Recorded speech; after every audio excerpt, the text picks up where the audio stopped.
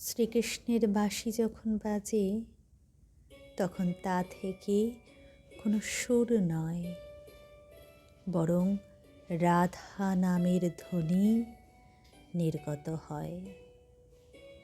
রা মানে হলো মুক্তি বা দান করা, আর ধা মানে হলো পরম গতি। ঈশ্বরের কৃপা বা দয়া ছাড়া নিজ ক্ষমতায় কখনোই সুখী হওয়া যায় না।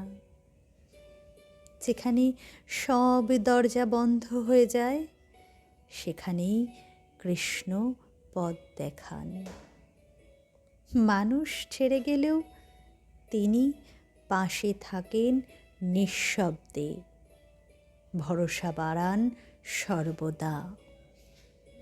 যে নিজের ভেতরেই সুখ পায়, ভেতরেই বিশ্রাম পায়, ভেতরেই আলোর মতো ভগবানকে অনুভব করে, সে যোগী ব্রহ্মে স্থিত হয়।